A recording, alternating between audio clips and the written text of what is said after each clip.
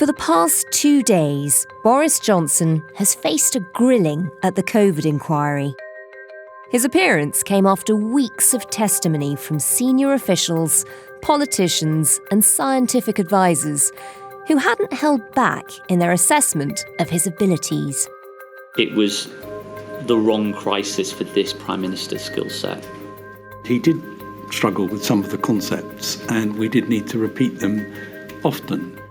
Many of the key decisions were being made by Mr. Cummings and not the Prime Minister. Pretty much everyone called in the trolley, yeah. Change direction. As he prepared to face 12 hours of interrogation, the former Prime Minister began with an apology. Can I just say how glad I am to be at this inquiry, and how sorry I am for the pain and the loss and the suffering sit down. of Please stop. COVID victims. Please sit down. But it was dramatically interrupted by the protests of bereaved families. Please sit down, or I'm afraid you'll have to leave the hearing room. Emotions continued to run high. As Boris Johnson left the inquiry, the crowd outside booed and called him a murderer.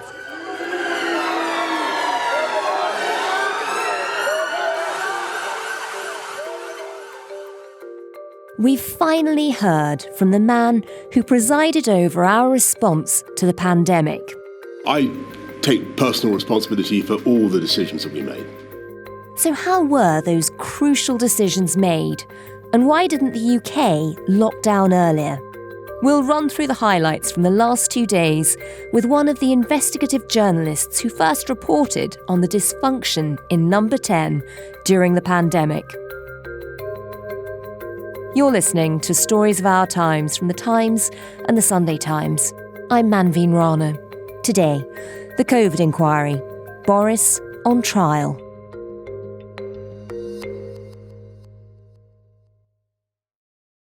So I'm George Arbuthnott. I'm the deputy editor of the Sunday Times Insight team, and we covered the pandemic in great detail and in particular the government's response to it throughout 2020 and beyond.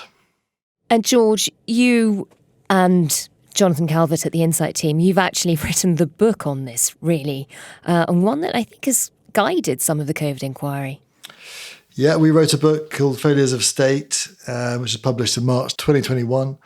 And I know that our publishers did send the key inquiry members a copy when it was set up. And recently the inquiry did write to us and ask if they could take the book formally into evidence. That was in the last few weeks. Wow. So hopefully it has, to some extent, informed their some of their questions.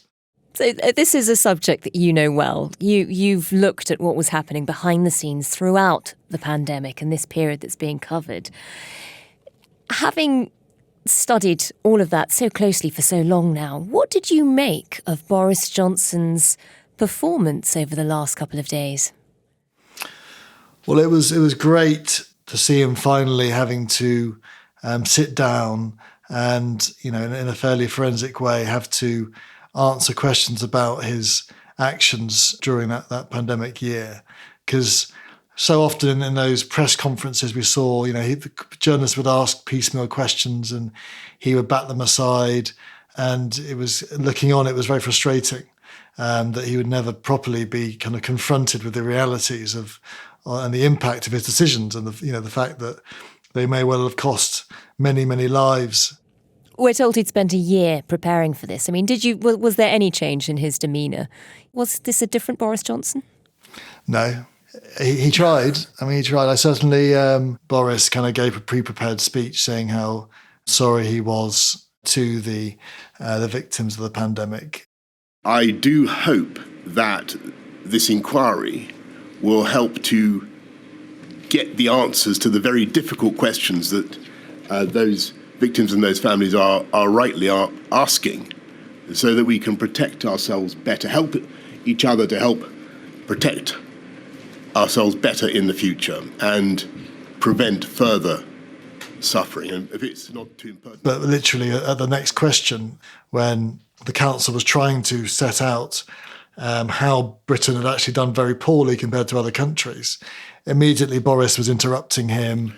The evidence before Milady is that the United Kingdom had one of the highest rates of excess death in Europe. Almost all other Western European countries had a lower level of excess death. I've seen.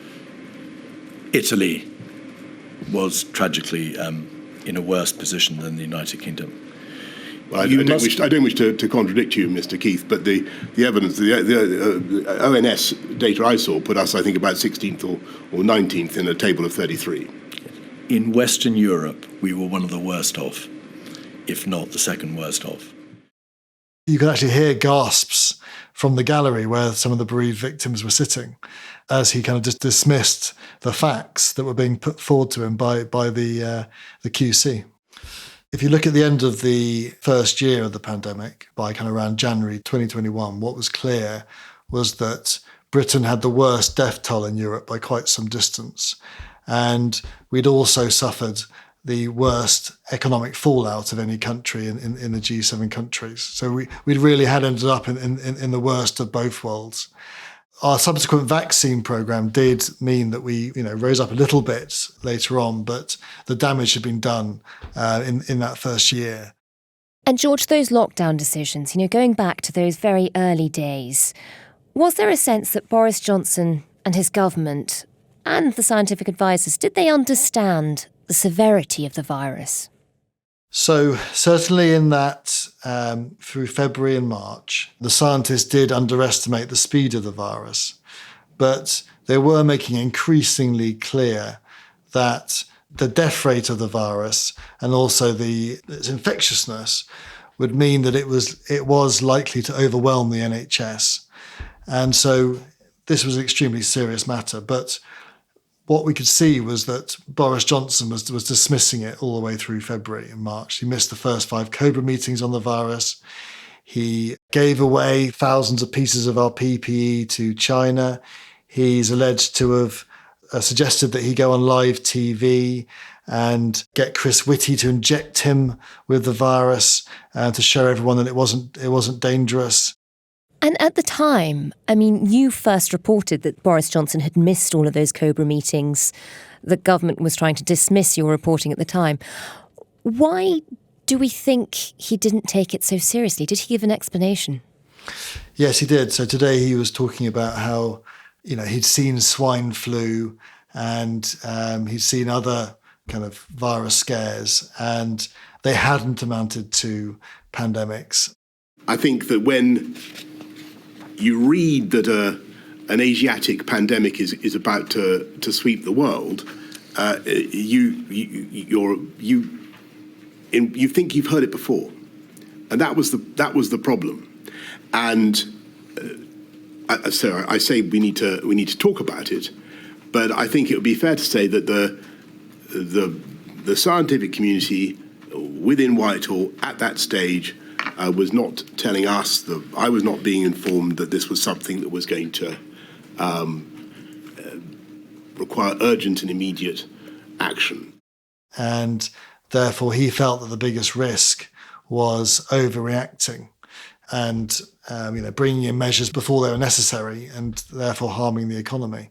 But unfortunately, he continued that kind of optimistic approach right deep into March, even though he could see people dying in their thousands in northern Italy. Obviously, in Wuhan had already had to lock down. People were dying in their own beds in Italy, as we recall. He was advised by a scientist on the 14th of March that we needed to lock down, and he did acknowledge that. But at that point, there were 200,000 infections across Britain, but he delayed for a further 9 days. And because the virus was doubling every 3 days, the infections reached 1.5 million by the 23rd of March when he did finally lock down.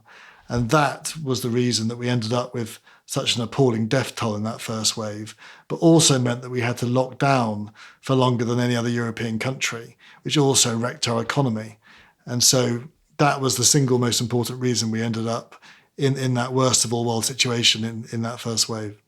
And it is important to remember that looking at Italy, we had a 3-week warning system effectively because they were already ahead on the curve with COVID infections.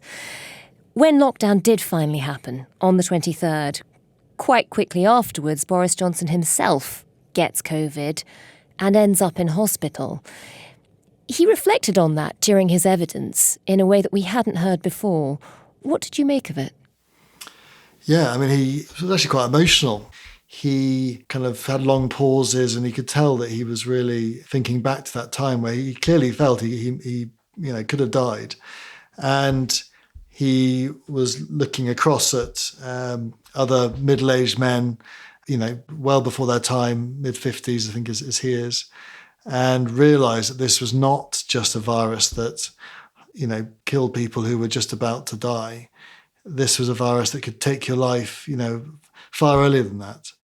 I knew from that experience what an appalling disease this is.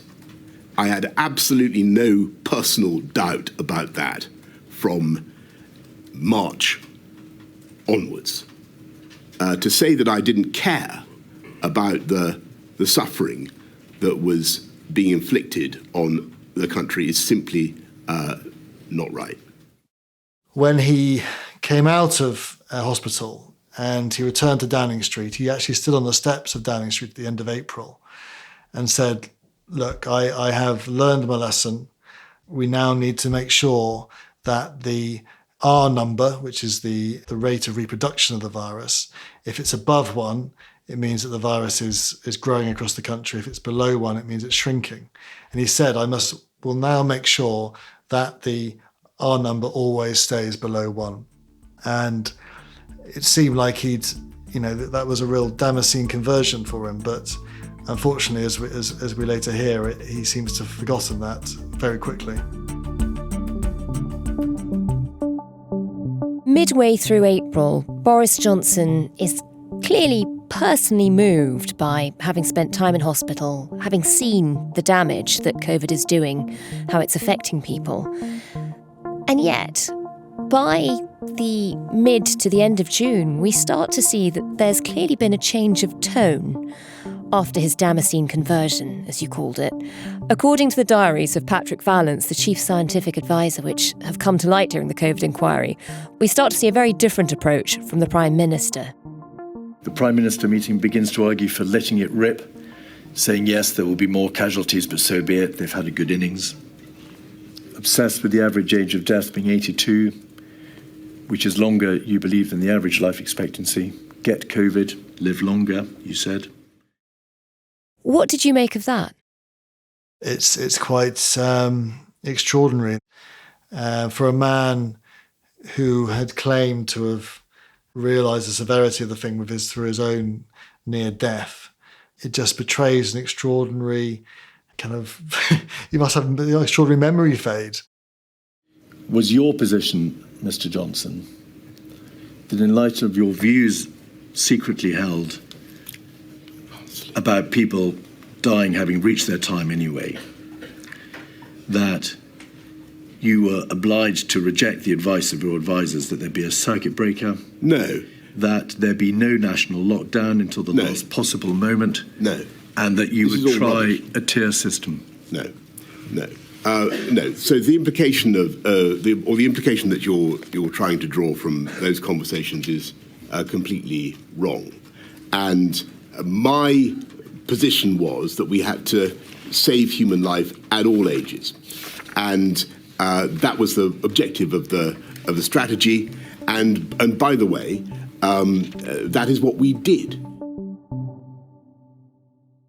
In August, we then see the Chancellor, Rishi Sunak, in the same year, launching the Eat Out to Help Out scheme. What did we learn about that policy and how much Boris Johnson knew about the risks it might have in terms of the spread of COVID at the time? Well, this was a real let-it-rip style policy, wasn't it? It was encouraging people to go and mix in close quarters inside, which was the virus's kind of dream scenario for spreading. And the scientists were absolutely astonished to see what was going on. It was interesting, wasn't it? Because in his written statement to the inquiry, which had to be lodged before he heard the evidence from Patrick Vallance and Chris Whitty, Boris Johnson had made it quite clear that the scientists had been consulted and had approved this policy. And in your statement, you do say in terms, the scheme was, quote, to use your words, properly discussed, including with Chris and Patrick. I did say that, and that was my belief. And I don't understand how that. I don't understand how something as well publicised as that could have been smuggled past the scientific advice. I don't see how that could have happened. And yet Boris Johnson referred to it saying how surprised he'd been hearing Chris Whitty say, "Eat out to help the spread of the virus." I remember the scheme coming up several times, and that's why as I've told you, I was surprised when later I heard that Chris was calling it "eat out to help the virus," and taken aback. What do we know about what actually happened? We were speaking to the scientists in the summer of 2020, including some of the SAGE scientists, and they were absolutely clear they had not been consulted on it. And if they had, they would have opposed it vehemently. He'd been asking what the scientific modelling was and all the other decisions. But on this particular one, in which the scientists have made explicitly clear they would have opposed it vehemently, he did not. The COVID wave, as we know, looking back now, it continued. And after months of, at the time, localised and national measures, so in some areas where it was kicking off again, there were sort of stricter measures. In others, it might just have been restricting the number of people gathering. But around that time, what do we know about the sort of scientific advice that Boris Johnson was receiving just at the end of summer in the run-up to autumn? The scientists could see that the virus was escalating again and fueled by Eat Out to Help Out. And they were clear that we'd made a terrible mistake in the first wave of allowing the virus to spread too far and acting too late. And they could see that in the first wave, only 50,000 people had died, but only 8% of the population had actually been infected. And so any concept that you could let the virus rip and acquire herd immunity through infection, it had been completely destroyed. And so the only way to stop the NHS being overwhelmed was with a lockdown, or to reverse the virus. And so the scientists went to Boris Johnson and said, we've got to bring in another circuit breaker lockdown now. And it will only need to be a much shorter lockdown because the virus is much less out of control than it was in the first wave. But Boris decided that actually that he would ignore them. This is also the scientists were also being backed up by Dominic Cummings as well, his closest advisor. And it really did, it had tragic consequences in the autumn. And you reported at the time about a particular meeting with scientists that took place in Number 10. And we heard a bit more about that during the inquiry. Just tell us about that, because all the way through this period, people will remember those press conferences every night, and we were being told that the government was following the science. Was there a question about whose version of the science? Boris and Rishi decided to get in some other scientists who weren't part of the SAGE committee, who were advocating a more herd immunity style approach. So he brought in Anders Tegnell, who was Sweden's epidemiologist, and also Carl Hennigan, who was an Oxford University professor, and Sunetra Gupta, who was also from Oxford University. And Boris, it was quite interesting in the inquiry, Boris said he was expecting them to make the arguments against lockdown. I need to have the arguments. I need to understand what a lot of people talk about, the great Swedish success and how they managed to do it without lockdowns. And if I'm going to impose another lockdown in the course of the next few weeks, which is indeed what I ended up having to do, I need to know what the counter-arguments are. But Boris says he was surprised that actually, despite their reputations, they had actually almost concurred with the SAGE scientist that actually a more precautionary approach needed to be taken. He then sort of midway through his testimony suddenly realised that meant that that might mean that there was no scientific backing for the laissez-faire approach he took. And as Tainall made it absolutely plain to you that, contrary to much of the press reporting about the Swedish approach, a stronger intervention was merited if the approach to be adopted by your government was, there's a second wave coming, we need to do more to stop it. That was the approach he took in the meeting. I couldn't swear to that, Mr. Keith. What I remember is that everybody, and everybody at the meeting was. I mean, it was more abstract, I think, than concerned with the details of the current UK position, about which actually I don't think they necessarily, some of them knew and so then tried to kind of backtrack and then just try to describe the conversation as abstract, and therefore trying to take away significance from it. At which point, Hugo Keith interceded to say it wasn't abstract at all. Well, I don't think. Is that right? You received one-page papers from every single attendee about inviting them, and they produced information about the approach that the United Kingdom government should adopt.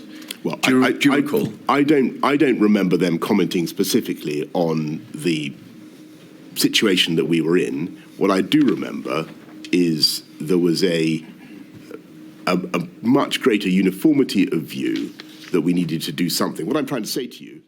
And George, that meeting with even the scientists who are sort of on the furthest bit of the spectrum when it comes to thinking lockdown might not be important, that meeting takes place on the 20th of September. And yet we don't get a lockdown until November, when even the scientists who were against lockdown, or should have been in theory, were telling Boris Johnson it was time to do something. Do we know why that is? What you can see through that period is that the scientists are taking more and more data and producing more and more reports and putting it in front of the Prime Minister and arguing, making this simple point that if the more you delay action, the more you let the virus escalate, the more people will die and the longer the ultimate lockdown will have to be. Because if you don't lock down, ultimately, the NHS will be overwhelmed. And you'll have people, once again, like in the first wave, dying in their own beds, not being able to get ventilation treatment if they get ill. You know, in that first wave, only 1 in 9 of the people who died ever got into intensive care. The rest of them died without the treatment they needed. So in the first wave, we criticised him for delaying 9 days. In the second wave, he actually delayed for pretty much 6 weeks.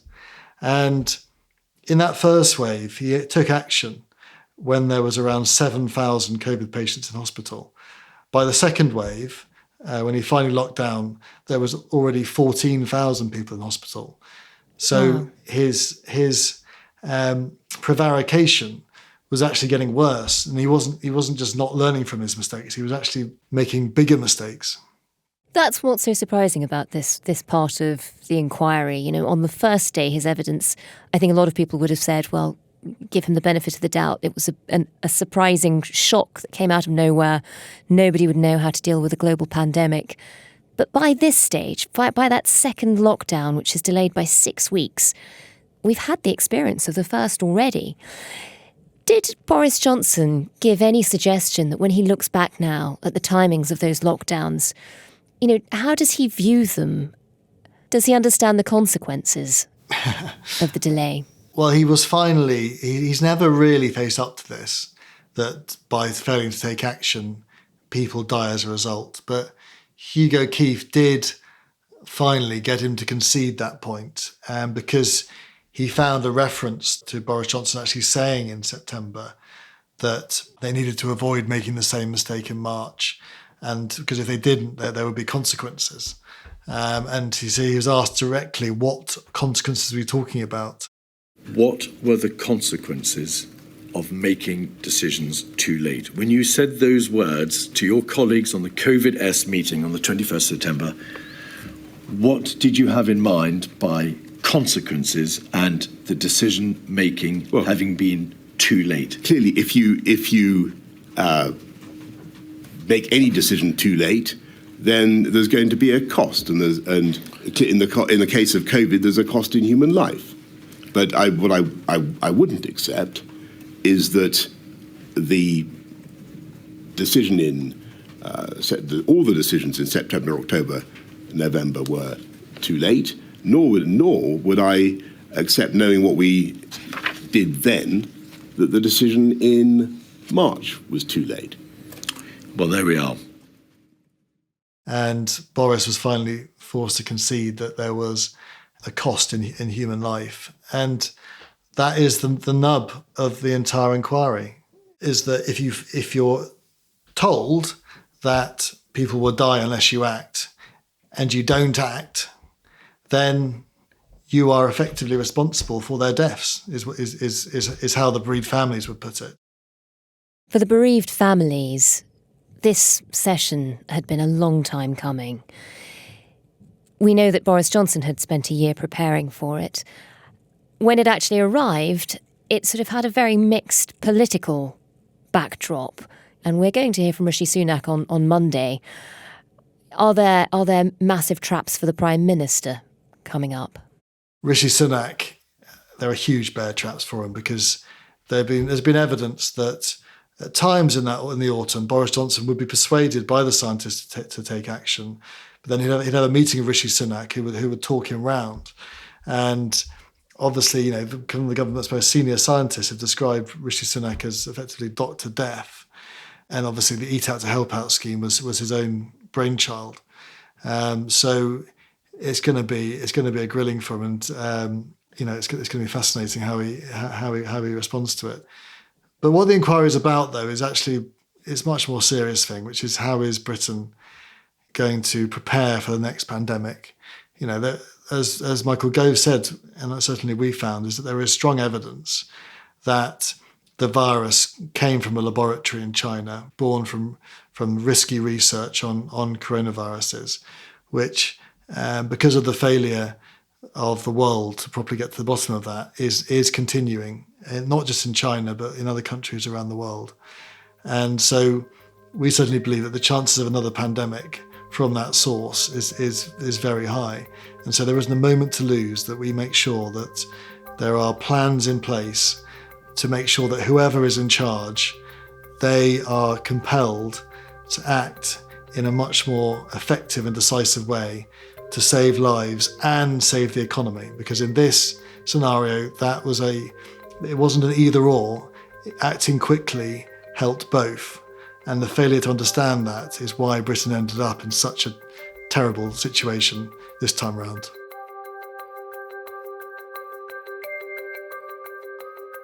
You've been listening to Stories of Our Times, a podcast brought to you thanks to the subscribers of The Times and The Sunday Times, with me, Manveen Rana, and my guest, Deputy Insight Editor at The Sunday Times, George Arbuthnott. You can find all of our coverage of the inquiry, including Rishi Sunak's evidence, next week at thetimes.co.uk with a subscription or in print. We'll also put a link in the description of this episode to the series we did with George way back in 2021, when the Insight team investigated the government's handling of lockdowns. And if you want to read that investigation in full, then do pick up a copy of their book, Failures of State, The Inside Story of Britain's Battle with Coronavirus. The producer today was Sam Chandrasak, with production help from Taryn Siegel. The executive producer was Kate Ford, and sound design was by Hannah Farrell. Thanks for listening. Have a lovely weekend.